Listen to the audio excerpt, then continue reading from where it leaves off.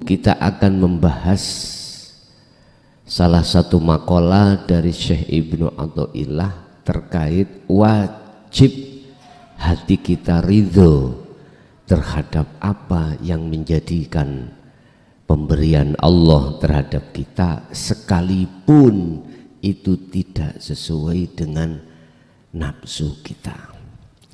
Qala musannifu rahimahullah, la yakun ta'akhura amadil atau ma'al ilhaq fi du'ai mujiban liya'sika.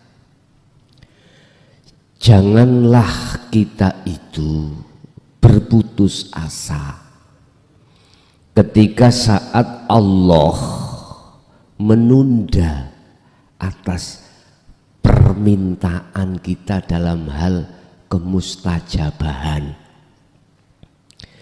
Janganlah kita berputus asa terhadap Allah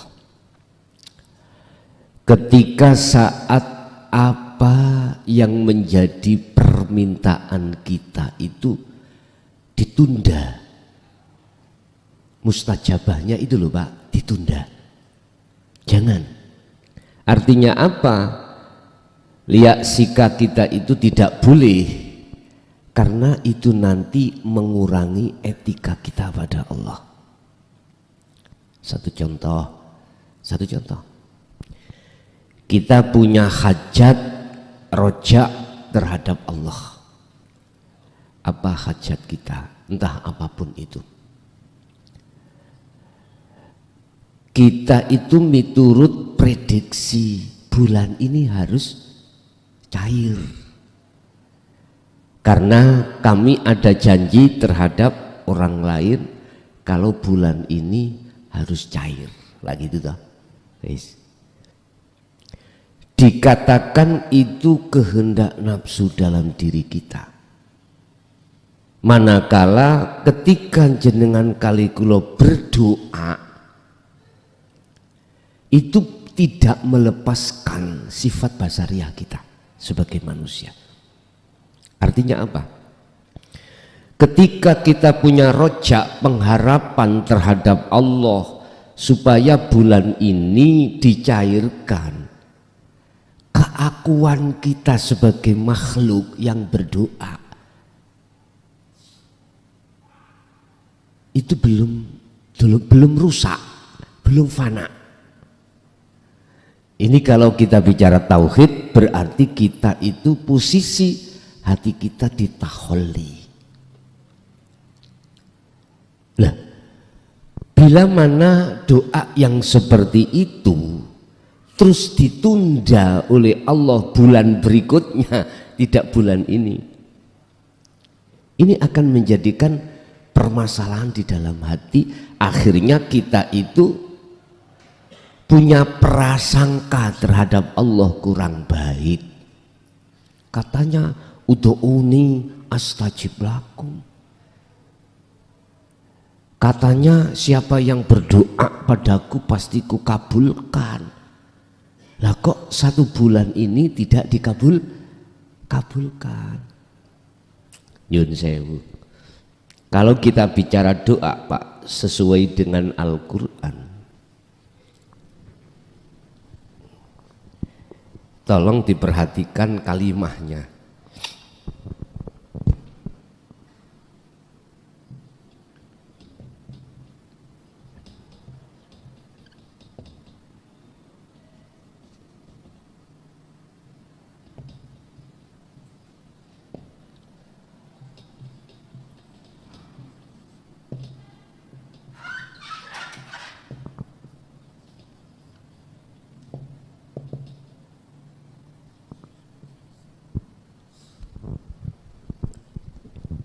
Ini loh yang terpenting itu Pak, kalimah ini, ya mutakalimnya itu. Mintalah kau terhadapku, itu bahasa umum. Kalau bahasa tauhid itu ud'uni itu diartikan madeposiro, menghadaplah kau padaku. Tidak minta, menghadaplah kau padaku. Berarti berdoa itu wajib terlebih dahulu hati untuk menghadap bertemu Allah. Kalau kau sungguh-sungguh mintanya terhadapku, menghadap aku terlebih dulu, kan sudah jelas. Innallaha ya'lamu ma fis sudur. Sesungguhnya Allah itu ngerti apa yang ada di dalam hati jenengan kali kula. Yang terpenting itu menghadap dan bertemu terlebih dulu, urusan isi permintaan itu nomor 2. Ndak kita pada umumnya hati menghadap terhadap selain Allah yang disebut makhluk yang berupa apa yang kita minta. Bentuknya kita mengharapkan ada azam bulan ini harus cair. Mestinya kita hati menghadap sesuatu yang menguasai perkara yang disebut cair tadi, itu kan makhluk, Pak. Mestinya begitu. Makanya jikalau kau betul-betul meminta padaku, bertemu aku, yo astajib, maka pasti aku kasihkan apa yang menjadi permohonanmu. Dulu saya katakan, kita minta sesuatu pada tetangga kita. Langkah pertama kita harus menemui tetangga dulu. Habis itu kita ngomong, bicara, Pak saya minta air. Loh gitu. Bukan lantas kita langsung ngambil airnya, tidak bertemu terhadap yang punya air. Kalau kita mengambil airnya tidak bertemu terhadap yang punya air, berarti disebut mencuri. Etika, Pak, etika. Cara tauhid itu etika hati kita pada Allah. Jikalau permohonanmu ikut ditunda, diakhirkan Allah, dikala jenengan iku sregep memohon meminta pada Allah, maka janganlah kau berputus asa. Artinya berputus asa, jangan kau punya prasangka terhadap Allah kalau itu tidak diberikan. Kalau hati sampean iku punya prasangka seperti itu, iku loh maksudnya jenengan kali kulo kita itu dihukumi orang yang berputus asa. Sebab apa kita tidak boleh seperti itu? Fahuwa dhamina laka al-ijabata fima yakhtaruhu laka la fima tahtaru li nafsika.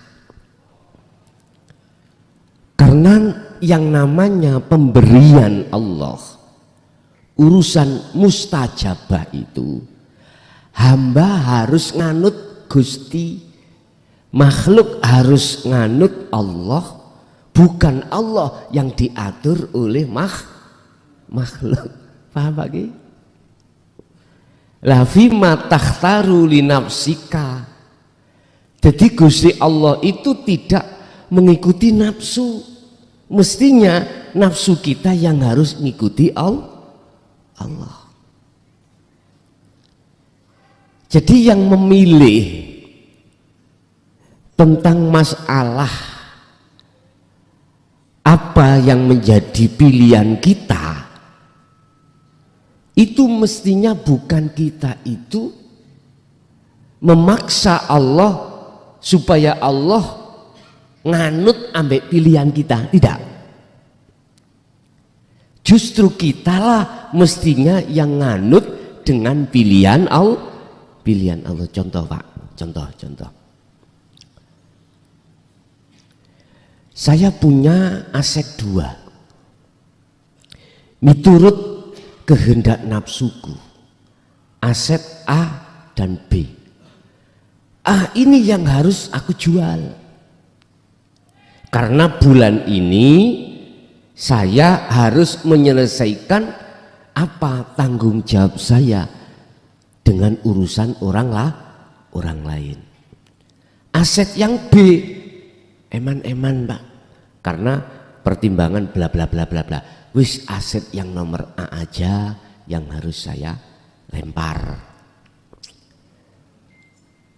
Tetapi Allah itu ini miturut tuntunan Syekh Ibnu Athaillah terkait etika pada Allah. Kita tidak boleh maksa Allah dalam hal pilihan. Kita harus manut mengikuti apa yang menjadi pilihan Allah. Ternyata apa Pak? Aset yang A itu oleh Allah dibekukan. Justru yang terjual itu aset B. Ini kan nggak cocok Pak. Miturut linafsika, kehendak nafsu di dalam diri kita itu gak cocok. Nah, ketika saat Allah memilihkan, menentukan pilihan, hal yang seperti ini sesungguhnya itu baik untuk ruhaniyah kita pada Allah, etika. Tapi berat Pak, berat. Apalagi urusan jodoh Pak. Kita sudah lama pacaran, sudah sepakat mau nikah. Kita nikah pada A. Kita sudah ada janji Pak sama si A. Tetapi Allah tidak memberikan itu pilihan. Malah kita dikasihkan Allah si B lewat orang tua memaksa kita. Dijodohkan terhadap orang lain yang orang lain itu masih saudara kita. Ning ati gak cocok. Udah, memang berat Pak dirasa. Karena itu bukan pilihan kita. Itu pilihan Allah, cuman aja dilewatkan orang tua. Lah, bagaimana kita mensikapi hal ini supaya kita tidak keluar dari akhlak ilahiyah? Bapak Ibu hadirin rahimakumullah. Tetap etika kita kembali kepada muqaddimah tadi. Bila mana di dalam hati jenengan ada ar-raja, pengharapan pada Allah, tajalikan. Dan apa nanti keputusan Allah, jenengan mesti mboten kecewa. Mesti mandang Allahnya, tidak memandang nafsu kita. Mesti mandang Allahnya. Terus dengan bagaimana caranya kita bisa memandang Allah? Kalau itu adalah pilihan Allah, bukan pilihan nafsu kita. Bagaimana caranya kita memandang kalau itu pilihan Allah? Kita sudah dikasih dasar Allah. Allahu khalaqakum wa ma ta'malun. Makhluk semuanya itu yang menciptakan Allah. Wa ma ta'malun, apa yang terjadi pada seluruh makhluk itu yang menterjadikan hanya Allah. Dalam hadis pun Allah katakan, Rasulullah katakan, la haula wala quwata illa billah. Nah, ketika saat hati kita masuk di wilayah tersebut, maka disitulah cara bagaimana kita memandang Allah. Kalau itu pilihan Allah, bukan pilihan nafsu, pilihan Allah. Kembali lagi sederhana Bapak Ibu, cara untuk memandang Allah harus lewat ainul basirah, mata hati jenengan. Mata hati yang disebut sebagai iman. Nurun ala nurin yahdillahi li nurihi mayyasha. Ruh dalamnya adalah rasa atau iman. Dalam rasa itu ada cahaya, yang dimaksud makrifat. Di dalam cahaya ada hidup, atau kita sebut sebagai Allah, Khalik. Ini prosesnya. Cara untuk memandang Allah harus pakai iman. Yang disebut ainul basirah itu adalah rasa atau imanul haq, iman yang benar. Lah, iman yang benar itu didikannya itu dari adzikru bisiril asrar. Zikir di mana dalam diri kita, dalam hati itu ada sebuah rasa, ada sebuah iman yang benar. Lah, iman yang benar itu harus sudah diihsan. Kalau hanya di iman itu goyah, Pak. Islam, iman, ihsan. Kalau iman kita belum ihsan, itu masih goyah. Cara mobil jalan itu goyang-goyang gini, goyang-goyang. Tidak bisa anteng, nggak bisa. Artinya hati kita itu masih suatu saat menoleh terhadap makhluk. Tidak hanifan, tidak olehnya ini wajah tu wajia itu tidak hanifan, tidak tajam, tidak fokus. Secara paku kita tancapkan di papan itu belum mancep betul, masih goyang-goyang. Lah, oleh sebab itu Bapak Ibu, Rasulullah memberikan satu pemahaman ketika saat beliau itu dengan para sahabat. Ada seorang pemuda datang, yang seorang pemuda itu ternyata malaikat Jibril, bertanya terhadap Rasulullah terkait masalah al-ihsan. Dijawab oleh Rasulullah, anta budallaha ka'annaka taroh. Ketika kau itu berdoa, memohon, beribadah atau beramal, seakan-akan kau melihat Allah. Fa illam taroh, apabila kau tidak bisa melihat Allah, yo kau seakan-akan merasa dilihat Allah. Di situ Rasulullah ketika memberikan pemahaman tentang ihsan, iman yang sudah benar. Satu misal, ini tadi katanya Abah, hujan terang, sehingga mohon maaf disiasati, diletakkan di dalam itu, khawatir nanti itu barangkali di tengah-tengah ngaji hujan. Lah, hati kita itu melihat makhluknya atau melihat Allahnya. Sama ketika saat saya minum air ini, Pak, hati saya itu imannya kemana? Apakah yang memunculkan rasa seger atau yang bisa menghilangkan rasa dahaga itu air apa Allah? Ini ada dua jatuh iman kita sebagai manusia.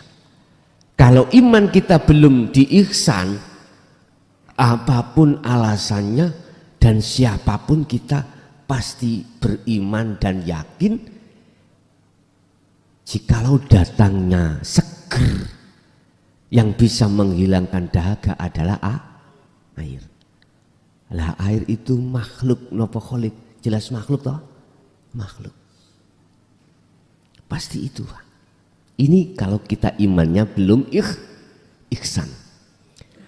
Kalau iman kita itu sudah dikatakan duduk di ihsan, berarti jenengan iki ruh atau hati itu sudah sudah punya rasa iman yang benar, akhirnya dalile gur ngeten, la haula wala quwata illa billah.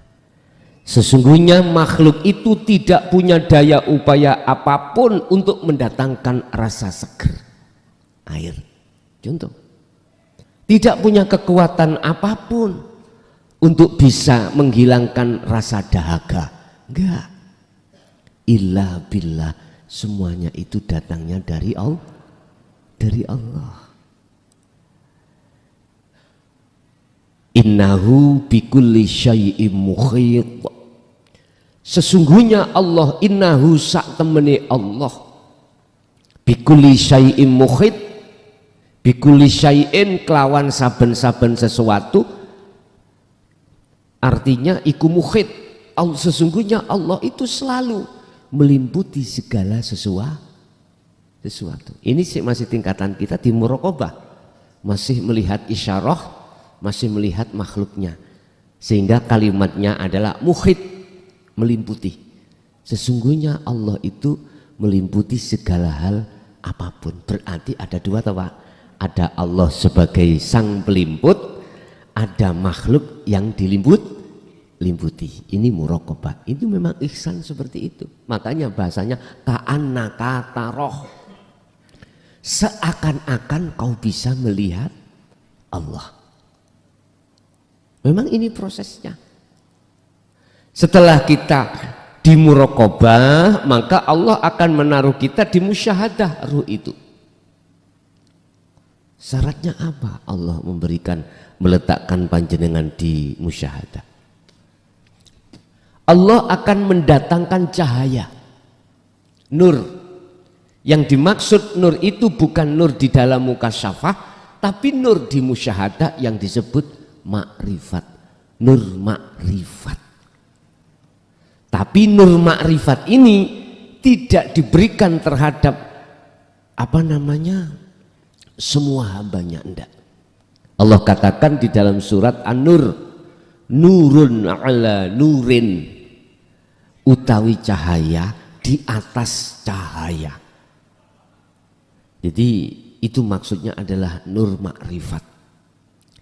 Iku yahdi mayyasha, iku yahdi binurihi mayyasha. Itu akan diberikan terhadap hamba yang dikehendaki untuk menerangi hati jenengan terkait gaibnya Allah.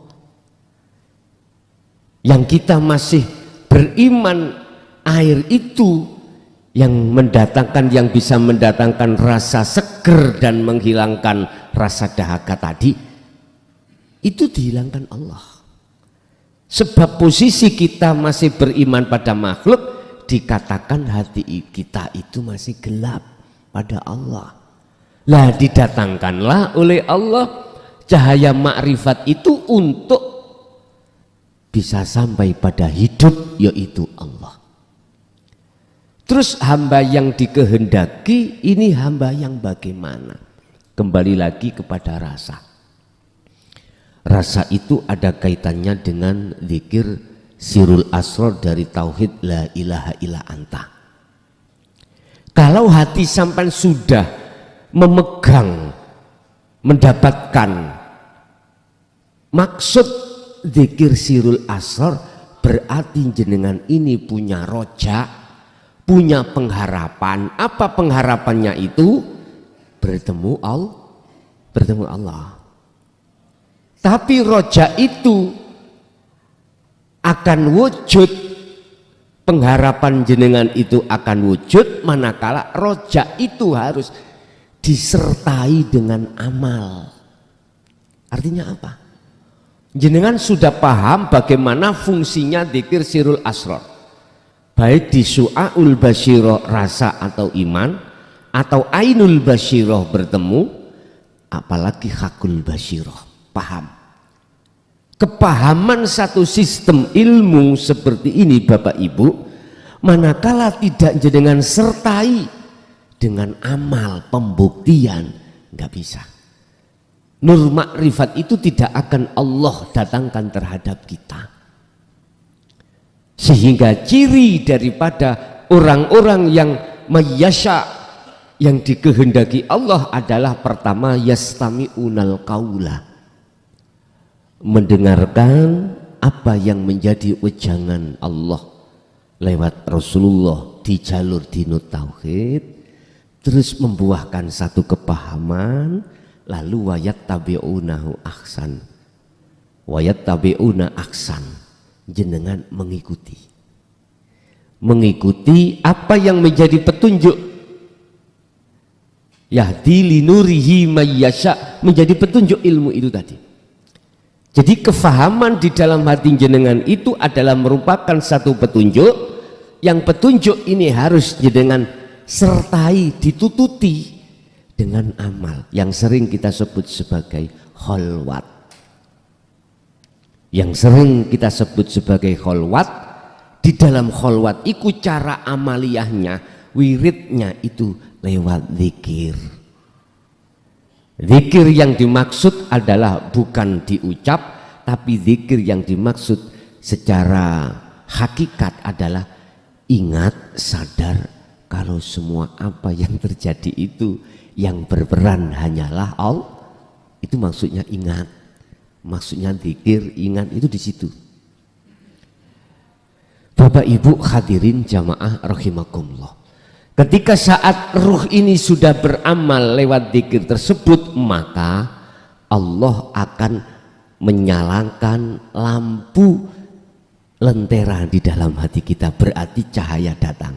Terus ketika saat cahaya itu menyala, maka mohon maaf, nyatalah gaibnya Allah tadi. Akhirnya Allah sudah tidak gaib, Allah sudah hakul mubin di mata jenengan, tidak di mata orang lain yang belum sampai di situ. Makanya kalau hati itu sudah jatuh di situ Bapak Ibu, itulah yang kumaksud sebagai makom musyahadah, bukan muraqabah lagi, musyahadah. Kalau hati sudah jatuh di musyahadah, maka kita akan manut yang menjadi pilihan Allah, tidak nganut apa yang menjadi pilihan nafsu kita. Baru bisa. Kalau ruhaniyah hati tidak jatuh di situ, boten saged. Protes Pak ning kini. Aset sing sak jual iku A, lah kok nyatanya B. Wanita yang kunikah itu mestinya A, kok jatuhnya B. Coba Pak, siapapun kita nggak akan bisa menerima Pak. Tapi coba kalau kita mencari maksud daripada Allah memilihkan pilihan Allah ini, subhanallah, nanti di belakang jenengan akan ngerti. Makanya dikatakan dalam satu ilmu hikmah, apapun yang ditetapkan Allah terhadap kita, apapun itu mesti ada hikmahnya di belakang kemudian. Kita dijatuhkan Allah dalam kemiskinan, itu ada hikmah Allah, maksud rencana Allah. Dalam bulan ini kita masalah ekonomi agak seret, itu ada maksud Allah. Ayo kita gali maksud Allah itu apa. Tapi kita tidak akan bisa Pak nafsu kita menerima selama ruhaniyah ini duduk di takholi, tidak mau duduk di tajali, tidak bisa menerima. Baru bisa akan kita terima segala apa yang menjadi ketetapan Allah, alias hati ini akan ridho manakala jatuhnya hati kita di musyahadah atau di tajalli. Baru apa tajalli itu? Menetapkan semua apa yang terjadi itu atas dasar keakuannya Allah, bukan keakuannya makhluk. Nah ini kan untuk menuju sampai di situ kan prosesnya, di dalam ruh ada rasa, di dalam rasa ada cahaya, di dalam cahaya nyatalah hidup. Itu Bapak Ibu, lah segala apapun, ayo kita belajar ridho pada pilihan Allah, sekalipun pilihan Allah itu tidak sesuai dengan nafsu kita. Aku yakin dan seyakin-yakinnya, walaupun pilihan Allah itu tidak sesuai dengan harapan nafsu kita, itu lebih baik daripada apabila nanti dikasihkan Allah sesuai dengan nafsu kita. Ingat, Allah mengatakan asa antakrohu syai'an, perkara sewaktu-waktu perkara apa yang kita nggak sukai itu khairul lakum, itu apik, baik buat kita. Ini tadi Pak, seperti tadi kita maunya aset yang B yang terjual, aset A, tetapi kok yuk ketetapan jadi aset yang B. Berarti ketika kita tidak suka terhadap aset B yang kita jual, mestinya A, itu khairul lakum. Kata Allah, ini baik untuk kau. Nantilah Pak, di suatu saat nanti jenengan mesti akan tahu jawabannya. Mengapa ya? Kok gak bulan ini? Kok bulan berikutnya? Memang akal kita nggak enak toh Pak dengan urusan orang lain karena sudah kadung janji, nah, gitu toh. Tapi kan kita akhirnya kan bisa minta maaf. Lah inilah Pak, nanti jenengan akan tahu kalau ridho lo ya, kalau ridho dengan keputusan Allah pilihan ini, jenengan pasti akan diberitahu oleh Allah apa maksud Allah menjual yang B bukan yang A. Pasti jenengan nanti akan tahu maksudnya. Pun kita nikah mestinya kepada A tapi jatuhnya B. Jangan lantas terus minggat dengan si A. Kebanyakan nak ngotenan yo. Bukan pilihan kita. Sekarang Pak mohon maaf, sudah menjadi kebarat-baratan kita. Iya, apa kebarat-baratan? Mohon maaf loh ya. Kalau dulu itu gudel nganut kebo, apa ya? Kerbau ya. Kalau anaknya kerbau namanya gudel. Gudel iku nganut kerbau. Sekarang dibalik. Kerbau harus nganut gudel. Orang tua harus nganut anak. Karena beralasan yang menjalani saya, bukan jenengan Pak, Bu. Mikir loh akhirnya awak di wong tua.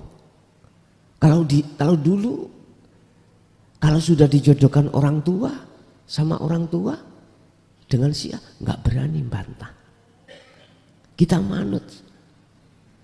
Karena nggak mungkin orang tua itu menjongkrokkan, mendorong kita ke jurang, gak mungkin. Lah gitu Pak nggih. Cuman di dalam diri kita ada nafsu yang bukan pilihan kita. Memang berat sehingga mohon maaf, dulu itu katanya sih wong kula mboten menangi. Berarti di bawah tahun 70 lah Pak. Mbuh 45, mbuh tahun 20. Iku gini.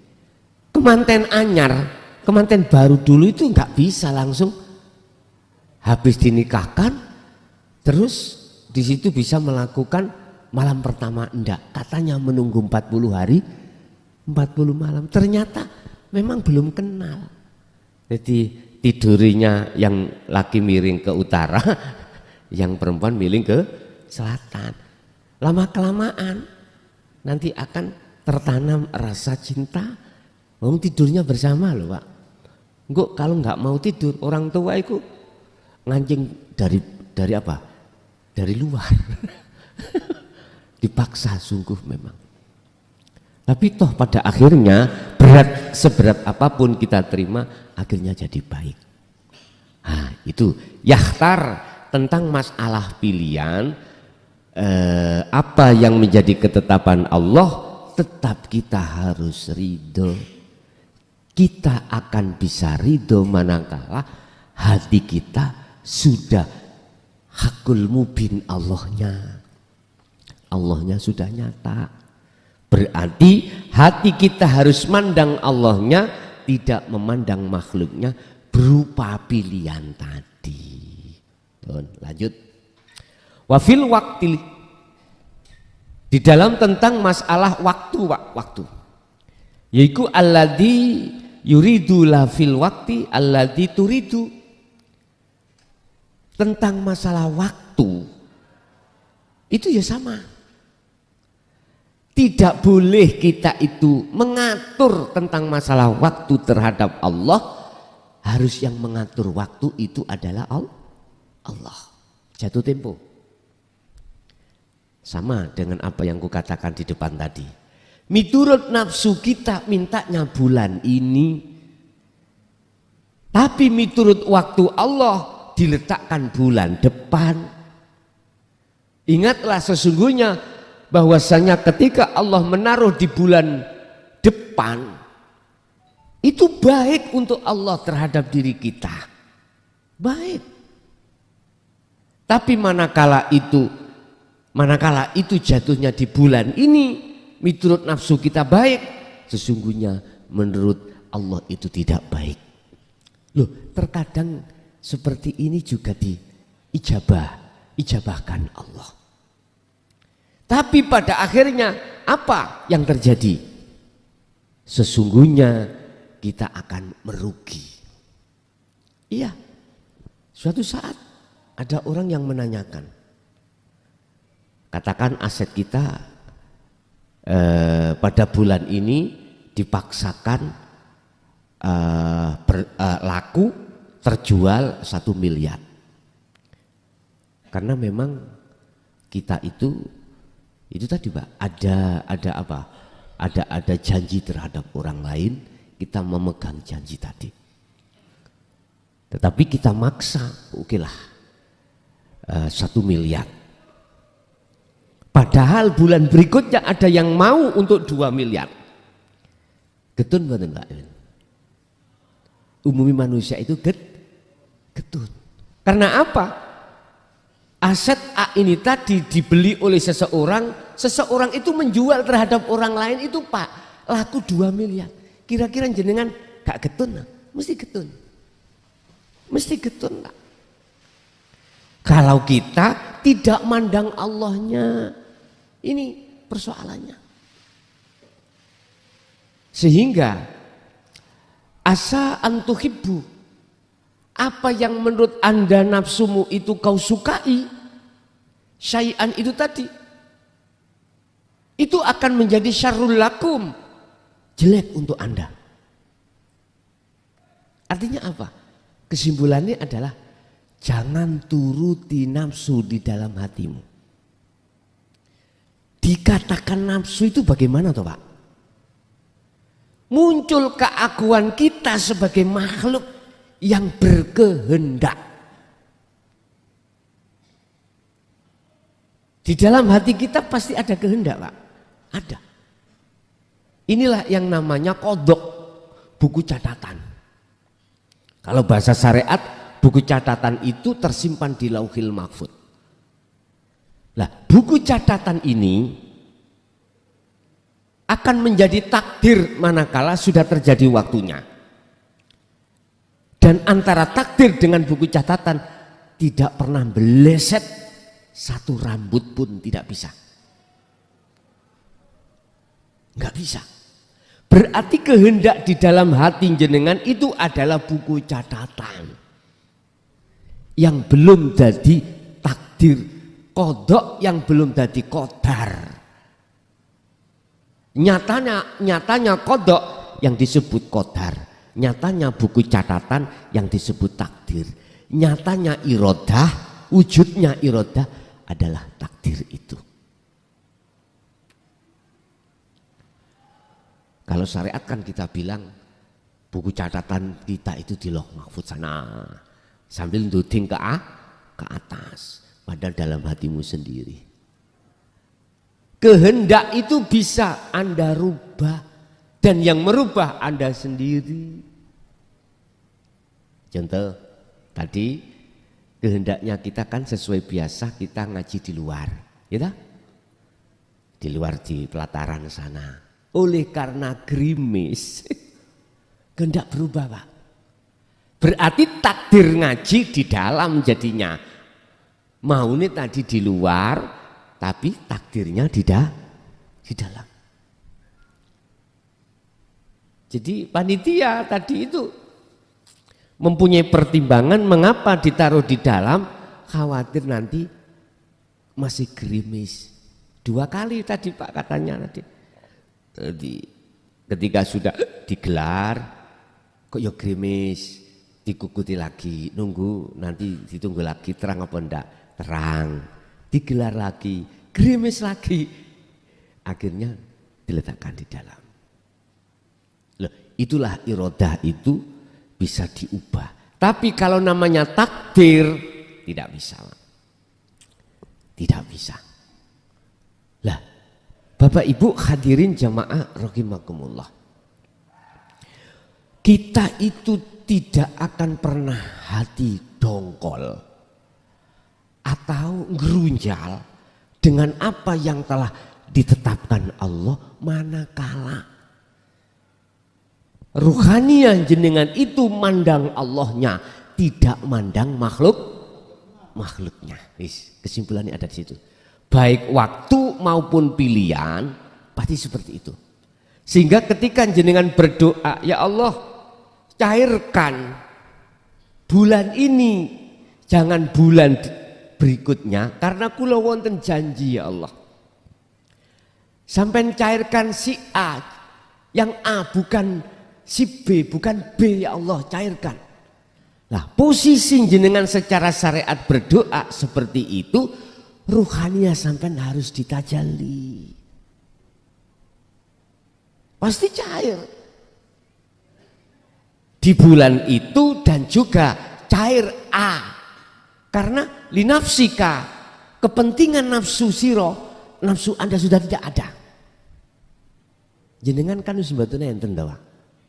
Terus lantas jangan diartikan berarti Allah doa nang Allah ya. Langun nih, berarti Allah berdoa. Lo katanya aku tuh lepas.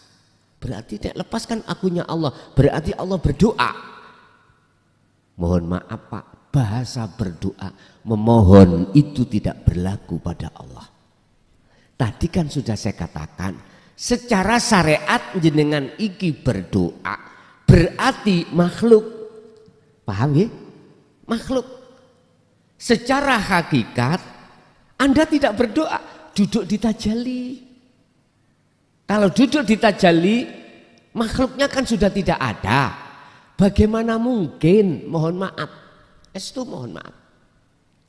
Yang namanya Allah berdoa minta pada Allah, nggak mungkin lah. Itu akan menjadi sifat jaiznya Allah, sifat wenangnya Allah. Bukan perkaranya Allah minta pada Allah. Ya enggak lah Pak.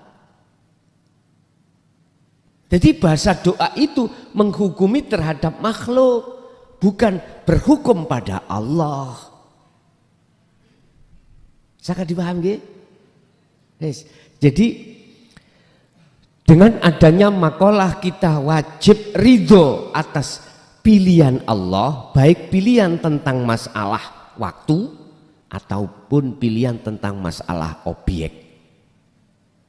Kita akan bisa ridho atas semua keputusan Allah manakala ruhaniyah kita duduk di tajalli.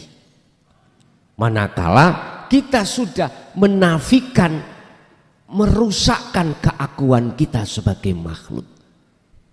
Ini kalau tidak nggak bisa Pak. Tetap kita akan nuruti nafsu kita. Makanya kalau kita ingin tahu mana sih tanda-tanda kalau itu Allah dan nafsu, antara nafsu dengan Allah, mudah sekali. Tergantung jenengan ini hati duduk di mana. Kalau duduk di takholi, segala harapan apapun mesti nafsu. Kalau duduk di tajalli, maka segala hal harapan apapun itu adalah betul-betul dari Allah. Makanya manusia itu hatinya digolongkan dua, ahli hijab dengan ahli syuhud. Bapak Ibu hadirin, terus dos pundi amriye doa kula niku mustajabah. Nah gitu toh. Quran itu sudah jelas. Ud'uni. Jawabnya itu Allah astajib. Ingat, Allah tidak pernah ingkar janji. Allah tidak akan pernah menipu terhadap kita. Justru kitalah yang ditipu nafsu. Justru nafsu itulah yang menipu kita.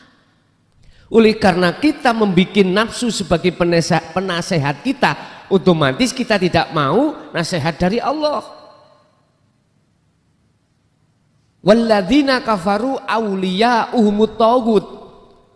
Taghut ini bahasanya adalah nafsu, Pak. Kalau kita menjadikan nafsu sebagai imam kita, nasihat kita, apa yang terjadi? Yukhrijunahum minan nur ila dzulumat. Kau akan semakin jauh, menjauh pada Allah dan mendekat pada nafsu. Berarti dzulumat, kau semakin jauh dari cahaya, kau semakin gelap, semakin dekat dalam kegelapan. Yukhrijunahum minan nur ila dzulumat. Tapi beda. Kalau yang kau jadikan Allah itu sebagai pemimpin hatimu, Allahu waliyul ladzina amanu yukhrijuhum minadz dzulumati ilan nur. Kebalikan. Yang terjadi dalam diri jenengan adalah terang atau nyatanya Allah.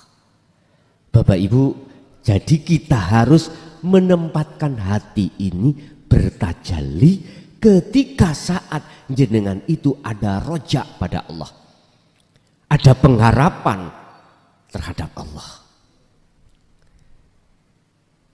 Memang secara syariat koyok-koyok jenengan jauh minta secara syariat. Tapi cara hakikat lepas sudah doa ini, sudah tidak dikatakan doa, dikatakan jawas atau wenang. Berarti yang wenang, punya sifat wenang siapa, Pak? Allah tak? Setelah Anda kefanaan diri Anda. Berarti kalau gitu gak usah doa, Gus. Ya terserah Anda. Wong kita itu di dunia, Pak, masih berlakunya hukum jasad. Jasad punya kepentingan. Karena jasad ini makan dan minum butuh. Otomatis hukum syariat tetap berlaku bagi jasad. Tapi ruhania kita harus berhukum hakikat. Lah disinilah Pak letaknya. Sistem wasilun itu Kanjeng Nabi sampai diteruskan oleh tabi'ina solihin masih berlaku. Akhirnya Rasulullah dawuh sallu kama ra'aitumuni usolli. Iku bahasa diterjemahkan secara umum, bukan sholat saja, seluruh aktivitas apapun yang terjadi pada diri kita itu harus kita jadikan hakikat. Dengan begitu akan jadi makrifat. Jadikanlah syariatmu jadi hakikat, dengan begitu supaya bisa makrifat. Berdoalah secara syariat Anda silakan, tapi hatimu lepaskanlah keakuanmu. Akhirnya jadilah sifat jais. Begitu Pak.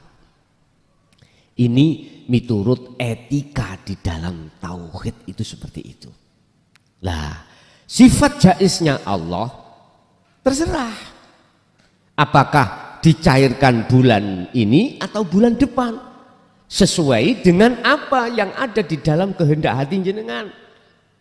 Yang kehendak di dalam hati jenengan kan bukan kehendak jenengan toh Pak ya, bukan. Lah Anda kan sudah lepas. Nggih, sampean coba, ngoten sampean coba. Terlaksana apa ndak? Kalau tidak terlaksana, berarti esih keselilitan keakuan kita. Wis pasti niku Pak, itu pasti. Kula berdoa seperti yang jenengan sampaikan Gus. Loh kamu merasa berdoa. Kula sudah menjalankan dzikir sirul asr kok lama, kok enggak suhud-suhud sampai makrifat. Lah kau masih merasa kau makhluknya berzikir. Iku Pak bundelan sing paling alus sing jarang diketahui di situ. Keakuan kita yang merasa kita sudah melakukan kholwat, melakukan dzikir, melakukan doa, gak nyata-nyata, hanya keakuan ini muncul. Sebab kalau yang berkehendak Allah tidak akan pernah selain Allah bisa menghalanginya. Karena di depan Allah selain Allah itu sudah tidak Allah itu punya sifat namanya ahad,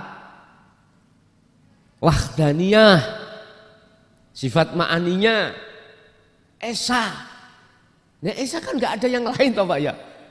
Ya nggak mungkin lah ada yang menghalang, yang menghalanginya, yang menghalangi tidak ada kok.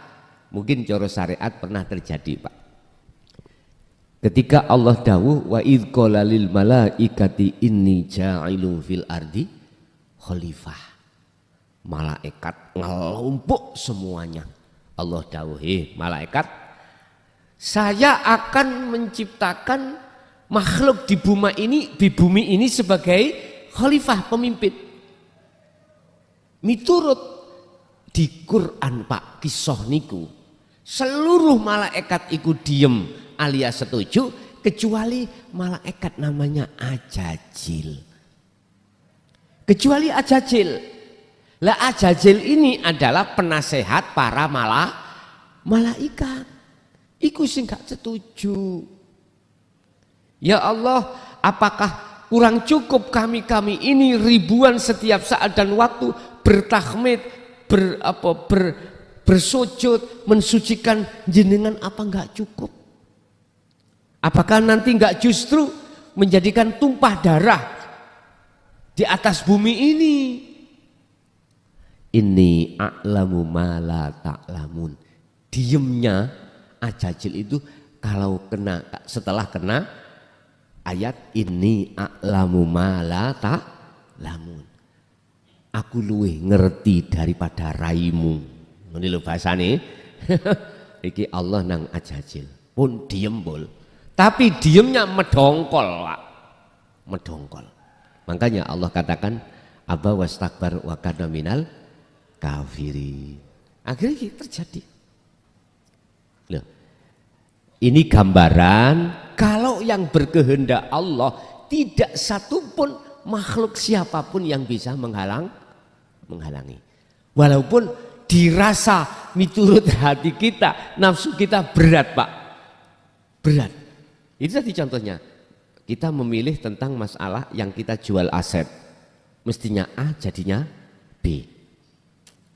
Pasti nanti lo nguntung non jenengan. Allah memperlakukan B ku nguntung non jenengan. Cuman pada saat itu kita tidak tahu. Mungkin Bapak Ibu pernah sowan nanggone kiai ulama yang sudah makrifat Allah. Terus di situ beliaunya memerintahkan terhadap jenengan yang tidak sesuai dengan nafsu kita. Tidak sesuai dengan nafsu kita. Satu contoh. Niki bukan perkarane beliaunya itu tahu sebelum terjadi. Enggak loh Pak, enggak. Kalau namanya makrifat itu kan yusyahiduna annal fa'il wallahu ta'ala. Di kemakhlukannya kita itu sudah fana la yaruna bi anfusim sayan. Sudah tidak mengakui dirinya yang tahu makhluk. Karena makhluknya kan sudah fana. Yang tahu cuman Allah. Gini Pak.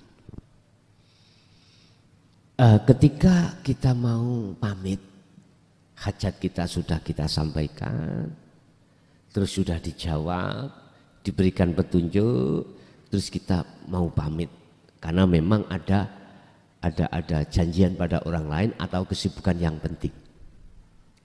Beliau berkata, jangan pulang dulu ya, besok aja nginap di sini. Padahal sampai satu sisi ada janji orang lain atau kepentingan yang sangat penting miturut jenengan. Lah disinilah kita itu mau bantah atau tidak. Kita mau nuruti apa yang disampaikan beliaunya atau malah justru kita memaksakan nafsu kita untuk pulang. Mestinya Pak ya, walaupun berat miturut nafsu kita harus ikuti apa yang menjadi dawuh beliau. Pernah terjadi kita itu dengan berbagai alasan, mbah mohon maaf ada pentingan lain mbah, sungguh mohon maaf. Ini tidak bisa berkata-kata, ya sudah kalau kau belum bisa nuruti apa yang menjadi permintaan aku, mudah-mudahan lain waktu nginep sini ya. Bahasanya dengan bahasa halus, kita tidak terasa. Ternyata beliau secara kita lihat secara kasat mata dohir, beliau itu mengalihkan, menunda takdir. Kan belum jadi takdir loh Pak, belum, menunda takdir. Tetapi oleh karena saking kuatnya kehendak di dalam nafsu kita, maksakan diri kita pulang. Terus di tengah jalan Pak ada sesuatu. Yang sesuatu itu menjadikan terhalangnya, tertundanya kita itu bertemu terhadap janji kepada orang lain. Di saat itulah kadang-kadang cahaya Allah, makrifat itu meletik di dalam hati jenengan. Iya ya, mestinya aku tadi kudu manut sama Mbah Yai tadi. Mengapa aku maksakan diri karena nafsuku? Getunnya ada di situ Pak. Getunnya ada di situ. Tapi ini adalah pelajaran buat kita dari Allah. Kadang-kadang terjadi seperti itu. Kadang-kadang kita mengikuti juga apa yang menjadi perintah beliau. Ada apa ya? Kok Mbah Yai itu tumben, gak pernah nyuruh saya nginep, kok saya disuruh nginep. Kemudian temannya memaksakan diri untuk pulang. Pulanglah temannya. Loh, di tengah jalan ada sesuatu terhadap temannya, baru di situ paham. Alhamdulillah, untung saya tadi tidak satu motor sama temanku. Saya mengikuti apa yang menjadi dawuh Mbah Yai. Kadangkala terjadi seperti ini Pak. Allah menyadarkan kita dari beberapa hal yang mestinya menjadi kehendak Allah. Artinya apa Pak? Ojo gemampang kita nuruti karepe hawa. Sing dimaksud hawa nafsu iku keakuan. Bukan berbuat maksiat iku nafsu, bukan iku tok Pak. Nafsu itu masuk itu tidak hanya di jalur taat, enggak. Tidak masuk di jalur maksiat saja, enggak. Juga jalur taat miturut syariat. Nafsu itu tidak hanya masuk di jalur nikmat aja, enggak. Juga masuk di jalur balak. Kan ada 4 Pak. Ada 4 waktu yang Allah kasih kita. Allah menghadapkan kita. Nikmat, bala, musibah. Nikmat, bala, taat, maksiat. Kita dihadapkan 4 waktu. Dan 4 waktu ini beliau Syekh Ibnu Athaillah mengatakan ini makhluk. Ada sang pengendali yaitu Ahad yang Maha Esa. Orang Islam berarti mengatakan Allah. Makanya yang cocok Qur'annya innahu bikulli syai'im muhit. Allah itu meliputi atas segala hal apapun, yang menguasai. Beliau berpesan, jangan kau lihat 4 itu, tapi lihatlah sing tunggal di 4 itu. Lihatlah Allahnya, jangan mudah melihat makhluk. Tentunya bisanya masuk pada Allahnya, jalannya ini Pak lewat iman, rasa, sirul asor itu. Sebab lewat disitulah maka nanti cahaya makrifat didatangkan Allah dengan maksud supaya nyoto ghaibe Allah dalam diri kita, akhirnya menjadi hakul mubin. Wis, segala apapun yang menjadi kehendak di dalam hatimu udah tajalikan. Belajar kita untuk mentajalikan, belajar kita untuk keakuan kita kubur di dalam bumi humul, bumi kefanaan. Kita kubur di situ, Pak. Walaupun berat, tetap harus kita lakukan semampu kita masing-masing. Salat, taat, tetap jenengan belajarlah untuk menafikan keakuan kita yang melakukan.